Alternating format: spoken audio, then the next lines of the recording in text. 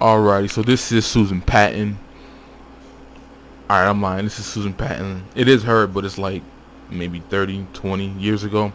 But anyway, she's the female a few months back that wrote that article to her alma mater, telling her, the females, the young women there, giving them some true real life advice that the most leftist feminists are not going to give these women. And of course she angered the feminists in this advice, but basically she told these Princeton Ivy League females, if they wanted to see parity, if they wanted to marry and have a husband and kids and have someone on their intellectual level, and I know that part of it might make a lot of people feel some type of way, but again, they are elitist. This is their worldview, this is their mindset. So if you can get over that, you can probably agree with what she's saying too. But basically she's telling these women, if you want that type of to marry someone on that level of intelligence, you need to do it now. When you look like this, not when you look like that. That's Susan Patton right there. That's the one we see right now on TV. But that's her, and she basically kept it 100. I agree with her absolutely. She's telling these females that there's a window of opportunity that's closing with age. And even though the narrative from the left, the feminists, is, focused on career and going to make money for some other guy, and avoid the family life and make sure your husband drop his balls and be a stay-at-home dad and all that nonsense. That's the narrative from the left feminists, and it's not too many women telling women, the real life deal. Like, yo, you can't be 35, 30 trying to find parity, because the numbers is not there. And if you want to do it, you need to do it in your youth.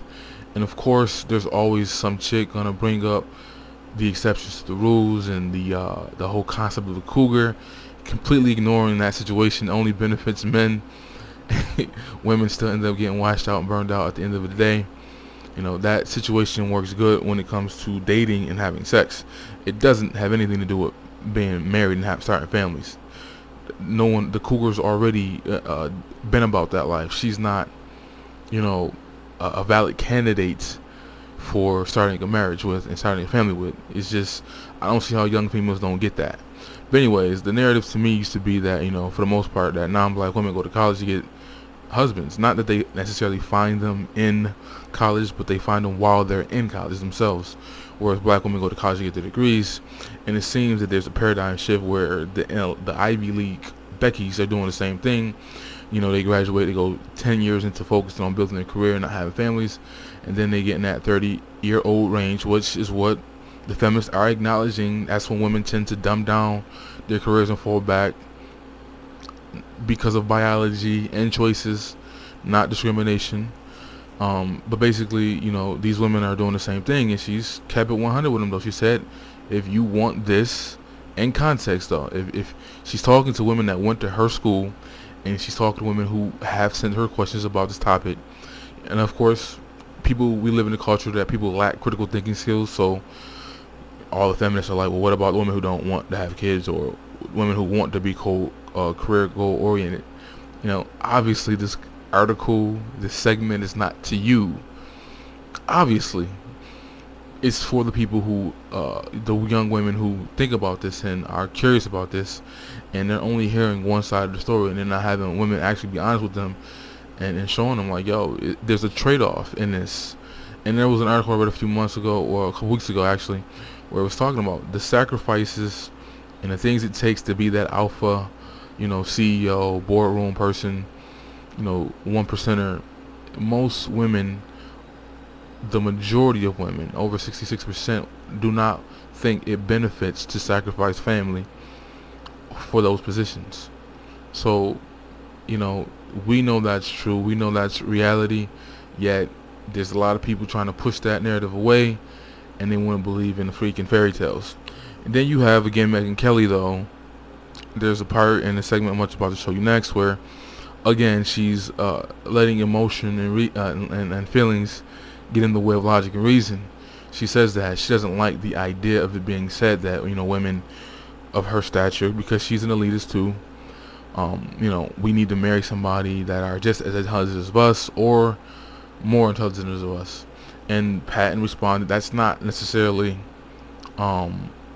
me telling you that. That's what women actually want in that environment. So, you know, again, the feelings and emotion get in the way, and she doesn't want to acknowledge what deep down she probably really does feel and what really is real. But just hearing it out loud makes her think of how elitist she really is, and she might not want to hear that. But check out the clip of Susan Patton. She's basically telling you why she wrote what she wrote, and you know, screw the feminists. She's keeping it 100, and I respect what she said because it's real. Cornerstone of your future and happiness will be inextricably linked to the man you marry, and you will never again have this concentration of men who are worthy of you. Here's what nobody is telling you. Find a husband on campus before you graduate. And woe did Susan Patton feel the backlash from that. Joining me now, the author of that letter, Princeton alum Susan Patton. Susan, thanks for being here. Thank you for having me. First, let me ask you why you wrote this. Because I think all the information that's being directed to young women today is about their career development, their professional advancement. Nobody is talking with them about the other part of work-life balance. Nobody is talking with them about the importance of thinking about family. And for those women who do want a traditional marriage and children, they've got to start thinking about it sooner rather than later. Now, here is some of the blowback that you've received. This is just one example from Maureen O'Connor, New York Magazine, who says that this is an excruciatingly retro understanding of relationships. Your conclusion that a successful heterosexual relationship requires the man to be smarter than the woman, because Susan posits that the women at Princeton are very smart and should find very smart husbands, and the best place they're likely to do that is while they're at Princeton. I don't think there's anything about it that's retro or anti-feminist or revolutionary in any manner. Women want to be married and they want to have children. Many of them do. Not all of them do.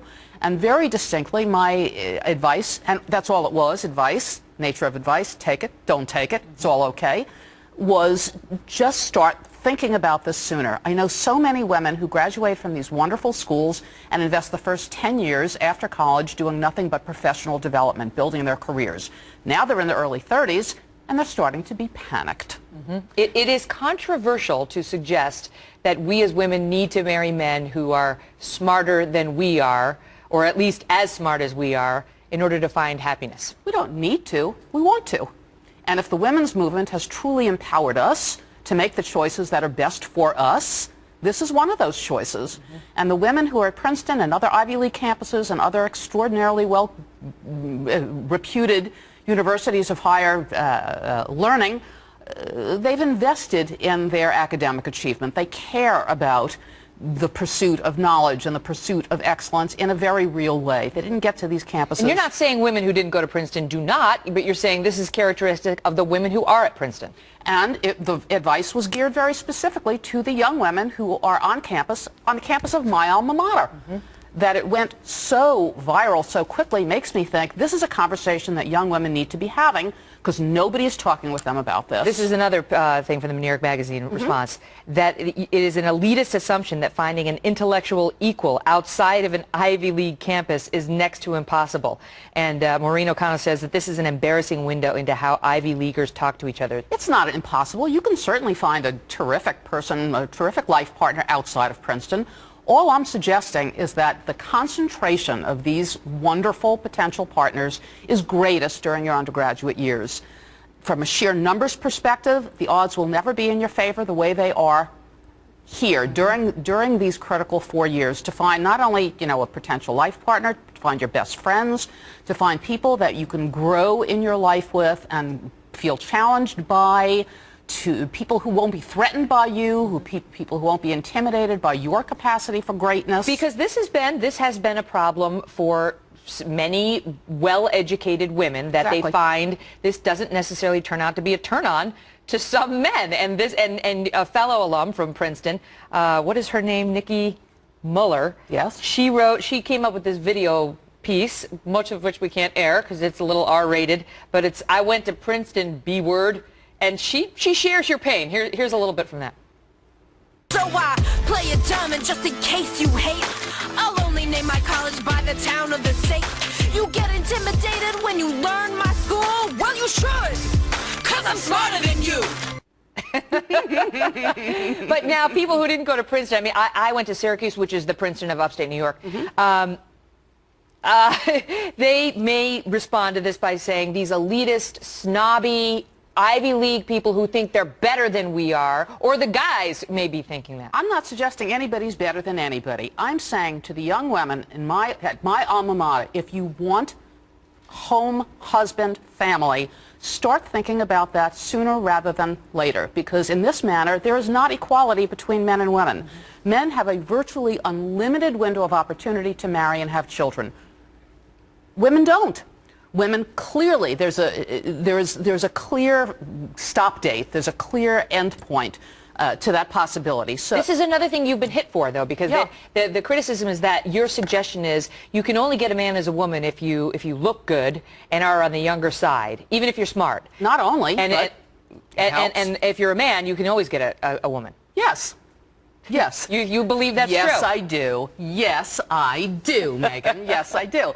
And I also think some of the criticism has been, well, at 22 you're too young to make a decision. You're too young to even know who you are. Who you are at 22 is not going to be who you are in your 30s. Right. Okay, wait till you're in your 30s. Who you are in your 30s is not going to be who you are in your 40s. That is very true. That is so true. That piece is absolutely true. So please, I mean, let's be reasonable here. This is a constant evolution. We are always going to be evolving, and if you find somebody who shares your intellectual curiosity, who shares your love of learning, who values the process of education and formal education the way you do, the likelihood is, as this evolution occurs, you grow with each other. Strike while the iron's hot and the pond is full. While the pond is full, exactly. You know, it's interesting. I think what you've said is very controversial, and that doesn't make it false. It doesn't, and I think it's a conversation that needs to be had. And the fact that this has gone everywhere, everybody is talking about this. And I've gotten letters from so many women on campus, not just Princeton's campus, but other campuses saying, oh my God, I've been afraid to even think about this, much less talk about it. Yeah. And now everybody's talking about it. You opened the can. I did. Thank you, ma'am. Thank you. Appreciate it. All the best. Thoughts on that? I would love them. Follow me on Twitter, at Megan Kelly. Let me know. I'm saying to the young women at my alma mater, if you want home, husband, family, start thinking about that sooner rather than later, because in this manner there is not equality between men and women. Men have a virtually unlimited window of opportunity to marry and have children. Women don't. Women clearly, there's a clear stop date, there's a clear end point to that possibility. So this is another thing you've been hit for, though, because the criticism is that your suggestion is you can only get a man as a woman if you look good and are on the younger side, even if you're smart. Not only, and if you're a man, you can always get a woman. Yes. Yes. You believe that's true? Yes, I do. Yes, I do, Megan. Yes, I do. And I also think some of the criticism has been, well, at 22 you're too young to make a decision. You're too young to even... President, your future and happiness will be inextricably linked to the man you marry, and you will never again have this concentration of men who are worthy of you. Find a husband on campus before you graduate. Yes, find a husband on campus before you graduate. That is just part of a letter to the editor of Princeton's student newspaper, written by the mother of a current student. That letter, by the way, as you may imagine, has stirred up a heck of a chorus of complaints. Susan Patton is the author of the letter. She's a Princeton grad herself. And Nina Bahadur is the assistant editor for the HuffPost Women blog and has some problems with all of that advice. They are both kind enough to join me now. Let the fireworks begin, ladies. Susan, I want to begin with you. You know, look, some people wrote right away, is this a joke? Did you mean this in satire? I want to ask you officially, on the record, on television, was this satire? Not at all. This couldn't have been more serious. So My obviously feeling the was next that- question is, you know, you had to know that the hackles would be up not on just the women of Princeton, but on women across the spectrum who think, are you kidding? You're suggesting a college kid look for a husband? What I'm suggesting very specifically, and you understand that this letter was intended for a very small audience. It was the audience of women on Princeton's campus, because it happens to be my alma mater. And even more specifically, a subset of that group, those women who are actually interested in someday having a traditional family, marriage, and children. And my advice to them was, take a good look on campus now for a potential life partner, which is not to exclude pursuing a career, not to exclude other things, but add this to your mission while you're on campus and have access to this extraordinary community of extraordinary people. Get your world-class education, make your lifelong friends, and if you can find a life partner, good for you. And the problem is that I just want to the say, as I problem is read that your these piece, young women are. Sorry, I just want to make it really clear to our viewers. As I read Yeah. your piece, I got the feeling that you were saying this because, in essence, men may be okay choosing women who aren't as intellectually bright as they are, but women aren't as comfortable with a mate who isn't at least at their level. Nina, you have some serious issues with this argument. What are they? Well, what's the most important issue that you have? I think that I'm just not sure this is what we should be telling young girls that they should be looking for in their college experience. I think it's really important that young women learn how to be self-sufficient in college. They find out who they are, what they want, unrelated to a spouse, unrelated to their future. You know, girls need to learn what they need to learn in order to become the women that they want to be. And I'm not sure that you can do It's that. a good point. Why not, I don't Susan? I mean, my God, they're going to school at 18. I don't disagree with any of that. What I'm suggesting, though, is women who graduate and then spend the next 10 years of their lives focused on nothing but career find themselves in their early 30s with nothing but career. And for women who, in fact, want to be married and want to have children, to be in your early 30s and have a great job and nothing else, it now becomes panic time for them. So I'm just suggesting to those women who want marriage and family, keep an open mind, keep an eye out, because the window of opportunity to find a mate and to bear children is limited. Alright, so notice the CNN anchor chick talking about they're 18 years old, they're just so young. What? I don't get that at all, because last time I checked, I know my grandmother was married when she was 16 years of age. So it's funny how we've dumbed down kids by making them, you know, more children. We've given them less responsibility and what have you and all that. Yet we give them access to do more adult things, you know, driving, military, drinking in some situations. Some parents allow their kids to drink. But it's like certain things we give them anonymity to do whatever they want to do. At the same time, we still treat them as little children when they're freaking 18, 19, 20 years old. In New York State, the consenting age is 17. A chick can be 17 years old in New York State, be away at college, have her own apartment, and be working part-time or whatever at 17 years of age. Yet she's saying that it's just too young. And I don't understand that, when women of the past did a hell of a lot more without all the opportunities that women have today at a younger age. I don't get that. That's a complete deflection based off absolutely no sense at all.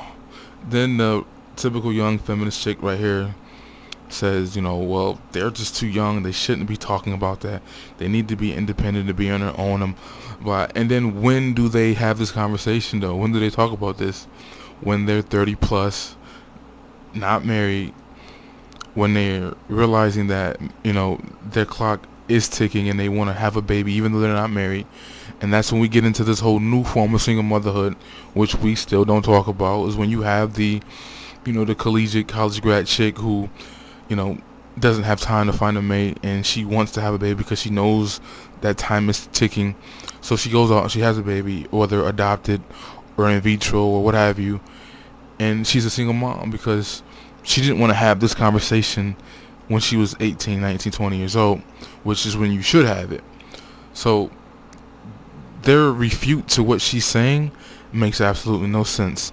In context, she's talking to women who want to have children in the future, and she's giving them positive advice saying you might want to do it now, not even having it, but at least have a plan so that in the future, you know, you're not looking, you know, like, damn, I have all these degrees, more degrees than the thermometer, I have this position, but I have no family.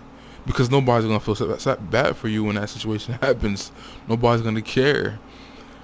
The feminists damn sure ain't gonna care about that. They're gonna be like, you know, they're gonna throw you under the bus, saying like, why are you complaining about this now? We don't need you to talk about that.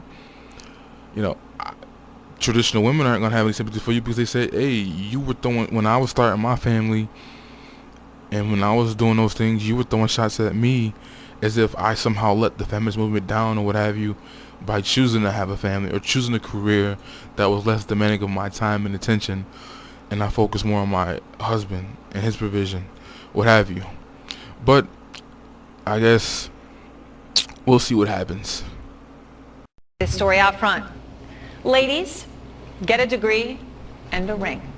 That is the basis of a controversial column from Susan Patton, one of the first female Princeton graduates.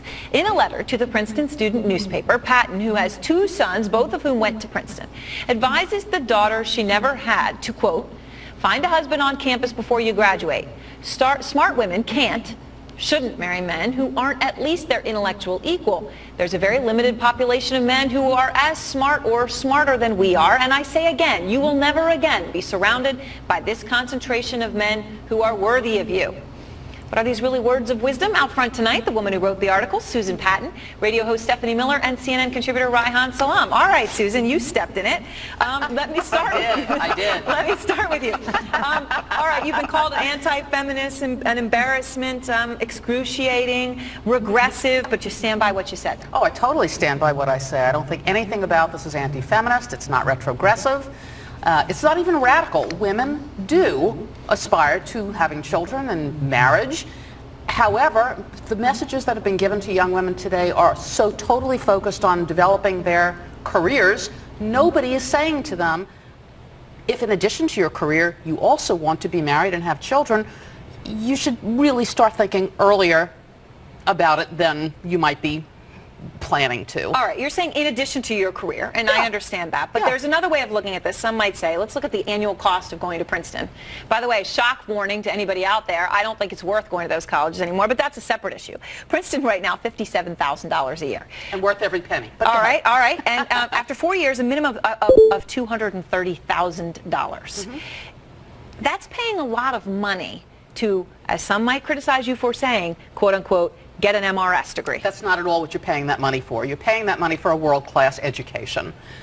Further, you're paying that money to experience a community that will provide you with such a rich population of people with whom to form lifelong friendships, and if you're lucky, a life partner who you can grow with and form a family with and raise children with.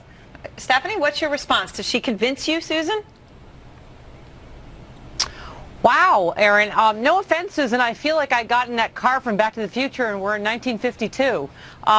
Really? You have to get married in college? Don't studies show that the earlier people get married, the more likely they are to get divorced? Well, but you're saying find a husband while you're at Princeton or you're screwed. I mean, no. Is that your only choice? No, what if you, like Erin says, you can't afford to go to Princeton? Firstly, I'm not suggesting that if you don't find a husband at Princeton, you're screwed. Secondly, I'm not even suggesting you get married before you graduate.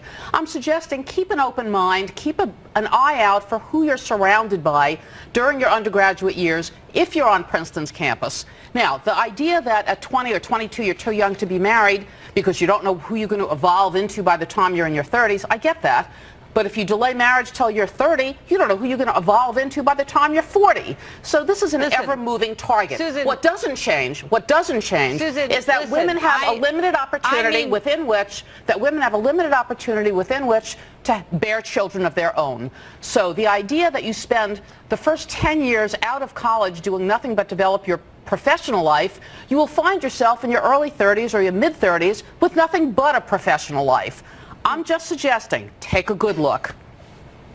All right, Raihan, let me bring you in here. Susan, An appropriate moment to... Nobody could be a bigger single loser than me, but I just am going to say, you're not asking women to lean in. You're asking them to lean back and think of Ward Cleaver. I mean, I'm not doing anything of the sort. I'm asking them to think more broadly. That should be your goal. All right, so you see, this female didn't really refute anything that she stated at all. Again, more feelings, more emotions. No reason, no logic. The chick admits that she's the single loser who doesn't have any kids, who's still single, and she's advocating for more women to be in her boat. But I think it's odd how every time someone, even if it's a man or a woman, who makes this argument that Susan Patton is making, the first thing you'll hear from a leftist, feminist, liberal-minded individual is, well, you're trying to take us back to 1950s and blah, blah, blah.